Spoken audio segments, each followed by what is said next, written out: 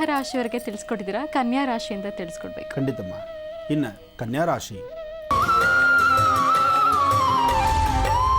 ಕನ್ಯಾ ರಾಶಿಯಲ್ಲಿರ್ತಕ್ಕಂಥವ್ರು ಈ ವರ್ಷ ಫಲದಲ್ಲಿ ಅದೃಷ್ಟದ ದಿನವನ್ನು ನೋಡ್ತಿದ್ದೀರಿ. ನಿಮ್ಮ ಅದೃಷ್ಟ ಬಹಳ ವಿಶೇಷವಾಗಿರ್ತಕ್ಕಂಥದ್ದು. ಸಂಸಾರದಲ್ಲಿ ಇಲ್ಲಿವರೆಗೂ ಸಮಸ್ಯೆಗಳಂತಕ್ಕಂಥದ್ದು ಸಾಕಷ್ಟಿತ್ತು. ಸಾಗರೋಪಾದಿಯಲ್ಲಿ ಕಷ್ಟಗಳನ್ನು ನೋಡಿದ್ದೀರಿ, ಸಮಸ್ಯೆ ತಂದುಕೊಂಡಿದ್ದೀರಿ. ಸಾಲದ ಬಾಧೆ ತಡಿಲಿಕ್ಕಾಗ್ದಿರ ಸಾಕಷ್ಟು ನೋವುಪಟ್ಟಿದ್ದೀರಿ.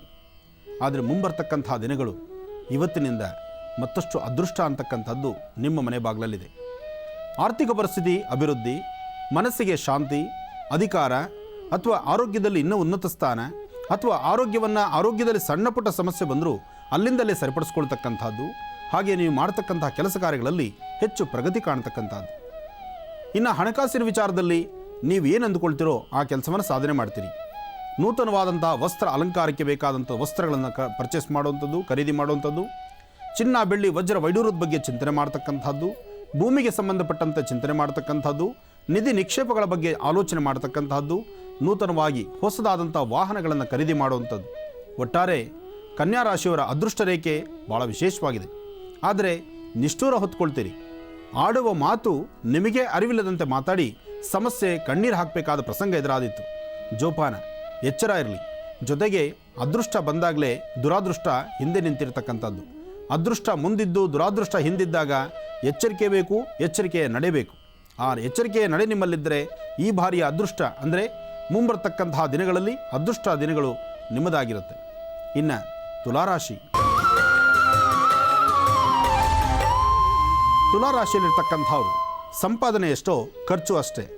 ಸಂಪಾದನೆ ಮಾಡ್ತೀರಿ, ಖರ್ಚು ಮಾಡ್ತೀರಿ. ಖರ್ಚು ಮಾಡಿ ಒಂದಿಷ್ಟು ಸಾಲಕ್ಕೂ ಗುರಿ ಆಗಬೇಕಾಗತ್ತೆ. ಮನಸ್ಸಲ್ಲಿರ್ತಕ್ಕಂತಹ ನೋವನ್ನ ಮತ್ತೊಬ್ಬರಲ್ಲಿ ಹೇಳ್ಕೊಳಕ್ಕಾಗದಂಥ ಪರಿಸ್ಥಿತಿ. ಹೊಸದಾದಂಥ ಸ್ನೇಹ ಭಾವಗಳಲ್ಲಿ ಇರ್ತಕ್ಕಂಥ ಸಮಸ್ಯೆಗಳು ಸಾಕಷ್ಟು ಎದುರಾಗ್ಬೋದು.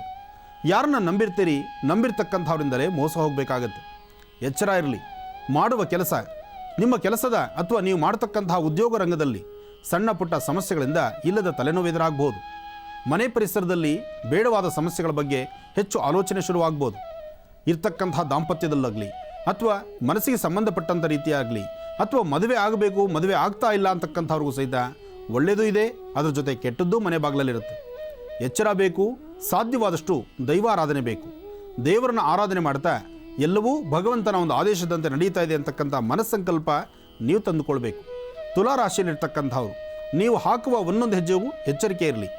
ಜೊತೆಗೆ ನಿಮ್ಮ ಹಿರಿಯರ ಮಾರ್ಗದರ್ಶನದಂತೆ ನಡೀತಕ್ಕಂಥದ್ದು ಭಾಳಷ್ಟು ಸೂಕ್ತ.